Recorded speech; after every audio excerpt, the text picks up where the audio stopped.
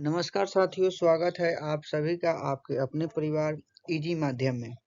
मैं हूं दीपक कुमार। आज हम लोग एक महत्वपूर्ण सीरीज शुरू करने जा रहे हैं जो साइंस स्पेशल सीरीज है, और ये खासकर group D, Bihar SSC, NTPC और बिहार डीएलएड को के लिए है। चलिए, तो ये हमारा सीरीज जो है ये सभी गवर्नमेंट एग्जाम के लिए स्पेशल है, और ये 45 दिन का सीरीज है।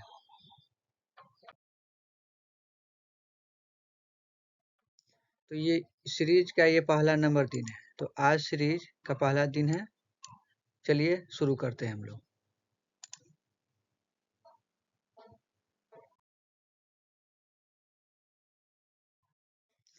पहला नंबर क्वेश्चन कह रहा है, पहला नंबर क्वेश्चन, दबाव की एसआई इकाई क्या है? दबाव की एसआई इकाई क्या है? ऑप्शन ए न्यूटन प्रति वर्ग सेंटीमीटर, दूसरा ऑप्शन न्यूटन वर्ग मीटर, तीसरा ऑप्शन न्यूटन प्रति वर्ग मीटर, या चौथा न्यूटन वर्ग सेंटीमीटर। देखिए दोस्तों, ये क्वेश्चन इतने सारे एग्जामों में, रेलवे के एग्जामों में रिपीट हो चुका है। ये एसएससी में भी बार बार आया हुआ है, लेकिन इसको हम ज़्यादा नहीं लिख पाए। चलिए, तो इसका आंसर हम लोग देखते हैं। इसका आंसर ऑप्शन नंबर सी हो जाए, जो होगा न्यूटन प्रति वर्ग मीटर। दबाव की एसआई इकाई हो जाएगा न्यूटन प्रति वर्ग मीटर। तो इसके बारे में जानते हैं। किसी सतह के एकांक क्षेत्रफल पर लगने वाले बल्ब को दाब कहते हैं। दाब बराबर होता है पृष्ठ के क्षेत्रफल बल बटा पृष्ठ का क्षेत्रफल, यानी F बटा P बराबर F बटा A होता है। दाब यह एक सदिश राशि है। इसका ऐसा ही मात्रा न्यूटन प्रति वर्ग मीटर या पास्कल होता है। चलिए, तो दूसरा नंबर क्वेश्चन पर हम लोग चलते हैं।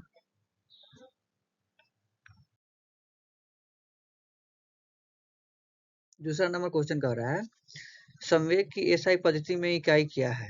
संवेग की एसआई पद्धति में इकाई क्या है? तो इसका ऑप्शन नंबर है केजी मीटर प्रति सेकेंड स्क्वायर, दूसरा ऑप्शन है केजी मीटर पर सेकेंड, तीसरा ऑप्शन है ग्राम मीटर पर सेकेंड, और चौथा है केजी सेंटीमीटर पर सेकेंड। तो इसका राइट आंसर हो जाएगा option number B, kg metre per second. यहाँ देखिए, संवेग का फॉर्मूला एक होता है, संवेग बराबर होता है द्रव्यमान इंटू वेग। चलिए, तो इसका और इसका ऐसा ही मतलब केजी मीटर पर सेकेंड होता है। यह एक संरक्षित राशि है, अर्थात किसी वियुक्त निकाय कुल संवेग पर स्थिर रहता है। चलिए नेक्स्ट, दूसरा क्वेश्चन नंबर तीसरा है, कह रहा है विद्युत आवेश की एसआई मात्रक क्या है? विद्युत आवेश की एसआई मात्रक क्या है? दोस्तों, हम बता दें कि वही क्वेश्चन हम लोग लिए हैं जो बार बार एग्जाम में पूछे गए हैं। चलिए, तो विद्युत आवेश का एसआई मात्रक होता है कूलॉम। विद्युत आवेश का एसआई मात्रक होता है कूलॉम। चलिए, इस बार इसके बारे में एक बार पूछा गया था कि बेंजामिन फ्रैंकलिन जो थे, ये जो वैज्ञानिक बेंजामिन फ्रैंकलिन है, ये किस देश के थे? देखिए, अमेरिका के थे। चलिए नेक्स्ट क्वेश्चन पर हम लोग चलते हैं। क्वेश्चन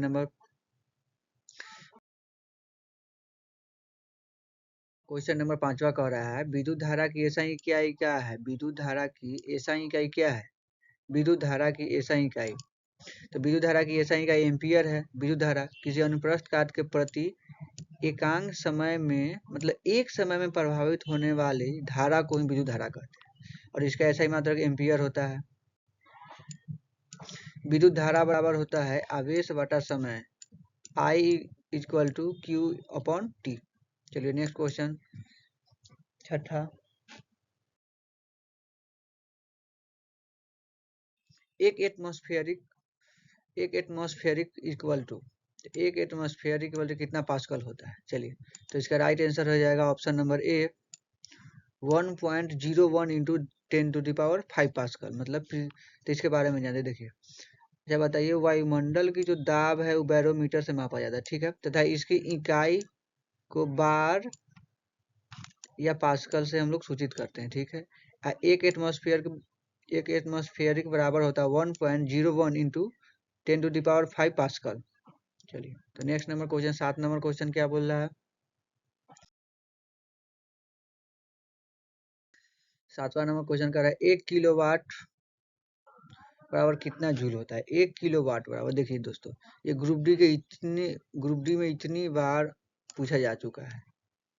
चलिए तो इसका राइट आंसर हो जाएगा 3.6 इंटू 10⁶ जूल, 3.6 गुना 10⁶ जूल। और इसको बनाने का प्रोसेस ये है, देख सकते हैं आप लोग। चलिए नेक्स्ट क्वेश्चन पर हम लोग चलते हैं। और ये देखिए किलोवाट, यहाँ मीटर है, मीटर के यहाँ पे शो करता है किलोवाट। देखिए दोस्तों this is kilowatt. Next question पे हम लोग चलते हैं। Question number 8। क्वेश्चन नंबर 8 बोला किसी वोल्ट मीटर का उपयोग क्या मापने के लिए किया जाता है। वोल्ट मीटर का उपयोग किस चीज मापने के लिए किया जाता है। ऑप्शन नंबर है वायु प्रतिरोध, विभवांतर, ऑप्शन नंबर सी है चुंबकीय प्रेरण, और ऑप्शन डी है विद्युत धारा। चलिए इसका राइट आंसर हो जाएगा ऑप्शन नंबर बी, विभवांतर को मापने के लिए वोल्ट मीटर का उपयोग करते हैं। विभवांतर को मापने के लिए वोल्ट मीटर का उपयोग करते हैं। तो किसी विद्युत पर, आइए इसके बारे में जानते हैं। किसी विद्युत परिपथ में किन्हीं दो बिंदुओं के बीच विभवांतर को मापने वाले यंत्र को ही वोल्ट मीटर कहते हैं। वोल्ट मीटर का आविष्कार, देखिए ये क्वेश्चन इंपॉर्टेंट है। वोल्ट मीटर का आविष्कार 1819 में हैंस और स्टाइट द्वारा किया था। वोल्ट मीटर का आविष्कार सन 1819 ईस्वी में ऑरेस्टड द्वारा किया गया था। चलिए क्वेश्चन नंबर, और ये एक सेकेंड, ये देख लीजिए, ये वोल्ट मीटर यही है भाई। वोल्ट मीटर ये है, ये जो आपके सामने है ये वोल्ट मीटर है। चलिए क्वेश्चन नंबर 9, गैल्वेनोमीटर का उपयोग किया जाता है। गैल्वेनोमीटर का उपयोग किया जाता है। ऑप्शन नंबर ए प्रकाश की दिशा का पता लगाने के लिए, ऑप्शन नंबर बी चुंबकीय प्रेरण की दिशा का पता लगाने के लिए, ऑप्शन सी ध्वनि की दिशा का पता लगाने के लिए, या ऑप्शन डी धारा की दिशा का पता लगाने के लिए। चलिए तो इसका राइट आंसर हो जाएगा धारा की दिशा का पता लगाने के लिए। चलिए इसका आंसर देखते हैं हम लोग। गैल्वेनोमीटर परिपथ में विद्युत धारा के प्रवाह की दिशा को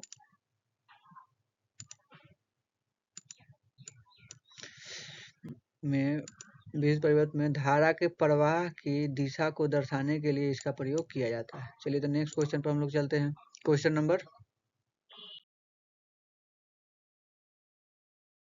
10, कार्य करने की क्षमता क्या कहलाती है। देखो कार्य करने की क्षमता को हम क्या बोलते हैं, शक्ति बोलते हैं, या दाब बोलते हैं, या ऊर्जा बोलते हैं, या बल बोलते हैं। तो कार्य करने की क्षमता को हम लोग ऊर्जा बोलते हैं। देखिए इसका राइट आंसर क्या होता है, ऊर्जा। तो भौतिकी में ऊर्जा वस्तुओं का एक गुण है जो कि अन्य वस्तुओं को हस्तांतरित की जा सकती है, या ऊर्जा का विभिन्न रूपों में हस्तांतरित किया जा सकता है। क्या बताइए। चलिए, और इसका ऐसा ही मात्रक जूल होता है। ऊर्जा का ऐसा ही मात्रक जूल होता है।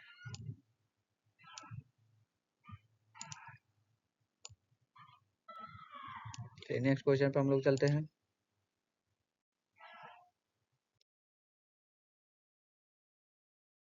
नेक्स्ट क्वेश्चन बोल रहा है यांत्रिक ऊर्जा, गतिज ऊर्जा और डैश का संयोजन है। देखिए जो यांत्रिक ऊर्जा होता है ना, गतिज ऊर्जा और स्थितिज ऊर्जा को, यांत्रिक ऊर्जा है गतिज ऊर्जा और स्थितिज ऊर्जा को जोड़ने से मिलता है यांत्रिक ऊर्जा। तो ऑप्शन नंबर सी हो जाएगा मेरा आंसर। आइए इसके बारे में देखते हैं। देखिए तो यांत्रिक ऊर्जा, गतिज ऊर्जा और स्थितिज ऊर्जा के बारे में है। तो किसी भी यांत्रिक प्रणाली के किसी अवयव में निहित गतिज ऊर्जा एवं स्थितिज ऊर्जा का योग ही उस प्रणाली की यांत्रिक ऊर्जा कहलाती है। और इसका कार्य एवं ऊर्जा, और ये दोनों का ऐसा ही मात्रक जूल होता है। चलिए तो नेक्स्ट पर हम लोग चलते हैं। क्वेश्चन नंबर दूसरा,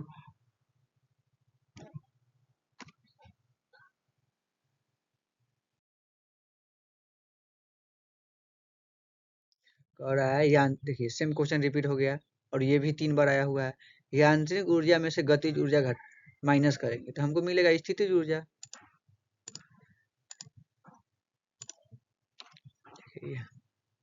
यहाँ दिया हुआ है यांत्रिक ऊर्जा इक्वल टू गतिज ऊर्जा में स्थितिज ऊर्जा जोड़ेंगे तो हमें यांत्रिक ऊर्जा मिलेगा, और यांत्रिक ऊर्जा में से गतिज ऊर्जा को माइनस करेंगे तो हमें स्थितिज ऊर्जा मिलेगा। चलिए नेक्स्ट क्वेश्चन पर हम लोग चलते हैं।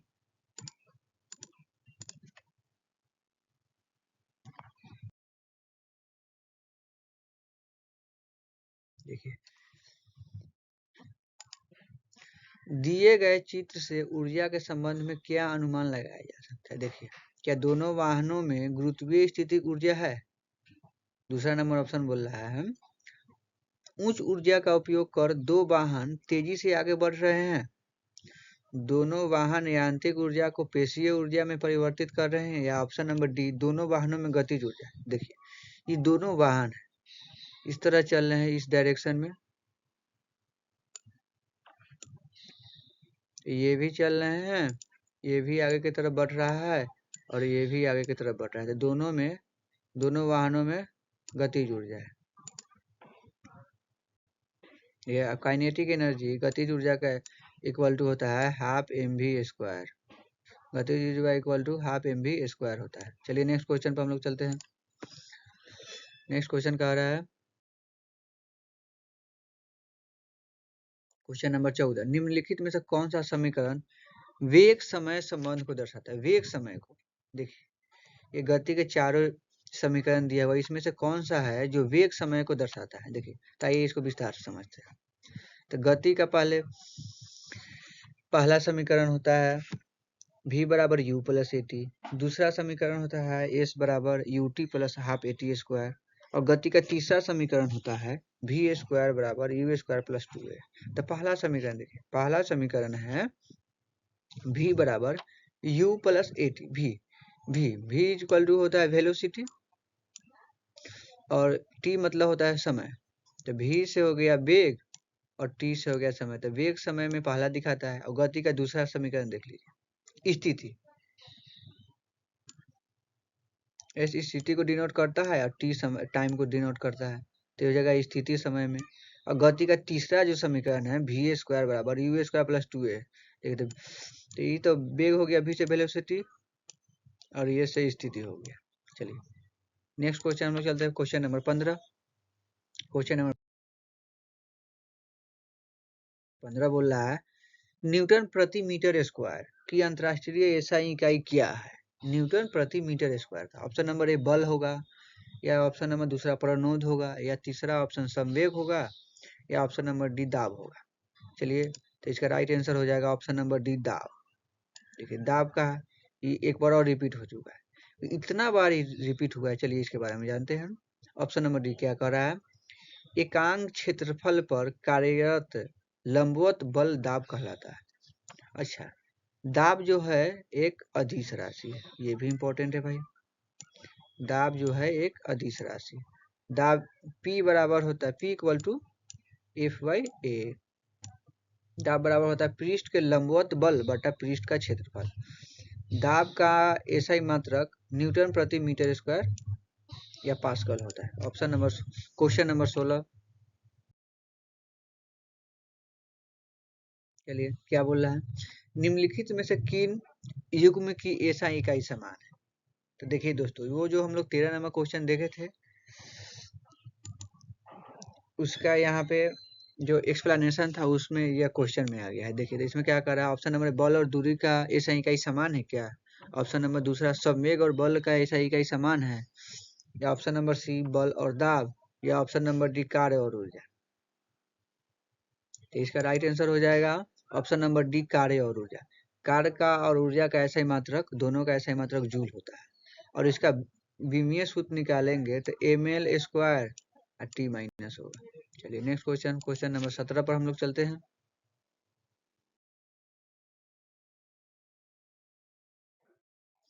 गति का दूसरा समीकरण देखिए, गति का दूसरा समीकरण यहाँ आ गया, क्या चीज पर संबंध करता है। तो गति का जो दूसरा समीकरण है s equal to U T plus half A T square होगा। तो यहाँ देखिए एस से स्थिति हो गया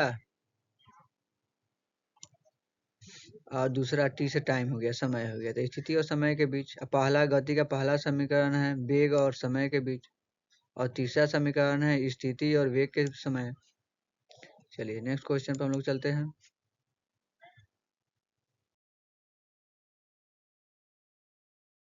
क्वेश्चन नंबर 8 है, जब किसी प्रतिरक्षा बल F को विपरीत दिशा में लगाया जाता है तो दिशाओं के बीच का कोण, विपरीत दिशा में लगाने के लिए देख लीजिए, मान लेते हैं कि ये एक 180 ये है, एक लाइन है, विपरीत दिशा में लगाने के लिए कोई बंदा इधर से फोर्स लगाएगा, ठीक है, और दूसरा बंदा इधर से फोर्स लगाएगा, तभी तो विपरीत दिशा में होगा। और यहाँ पे देख लीजिए, और यहाँ पे कितना डिग्री का एंगल बन रहा है, 180 डिग्री का। तो इसका राइट आंसर हो जाएगा बीच का कोण 180 डिग्री। आइए देखते हैं इसके बारे में क्या कह रहा है।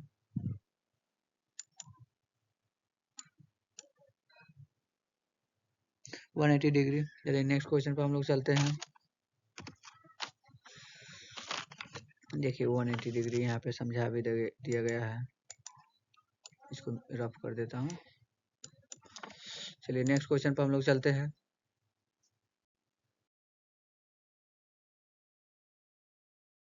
क्वेश्चन नंबर 19 कह रहा है, किसी स्थिर वस्तु के मतलब किसी रुका हुआ वस्तु के रुके रहने या जो गति कर रहा है वस्तु के उसी गति से गति रहने की प्रक्रिया क्या कहलाती है। मतलब क्वेश्चन कह रहा है, किसी रुकी हुई वस्तु या स्थिर वस्तु के स्थिर रहना या गति वस्तु के उसी गति से मतलब गति रहने की प्रक्रिया क्या कहलाती है, वेग कहलाती है क्या।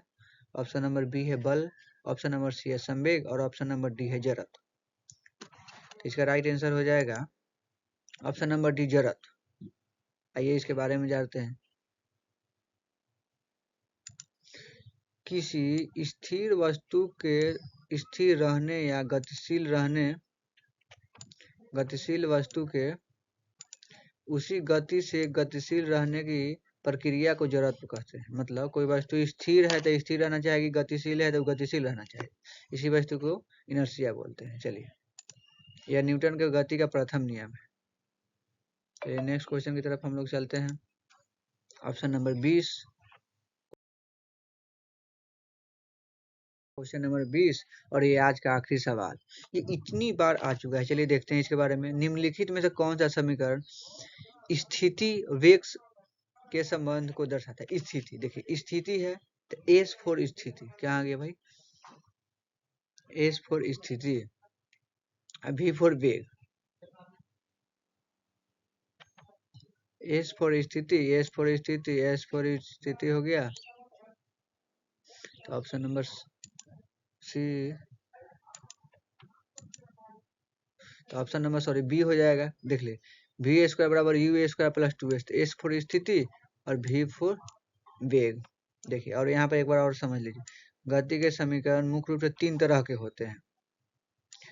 पहला समीकरण v बराबर u प्लस ए टी, यह है वेग समय के संबंध को दर्शाता है, यह वेग समय के संबंध को दर्शाता है। दूसरा है s बराबर you T plus half A T square. देखिए, तो s का मतलब होता है स्थिति और t का मतलब होता है समय। उसी प्रकार इसमें देखिए, s का मतलब स्थिति और v का मतलब होता है वेग, यह तीनों संबंध को दर्शाता है। तो ये आज का आखिरी सवाल था दोस्तों। लाइक करें, शेयर एंड सब्सक्राइब करें।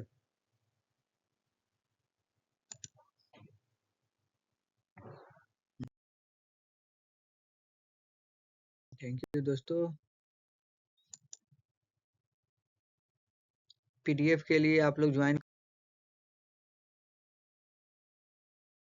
कर सकते हैं हमारे टेलीग्राम चैनल, और व्हाट्सएप में भी जुड़ सकते हैं। चलिए थैंक यू, धन्यवाद, जय हिंद।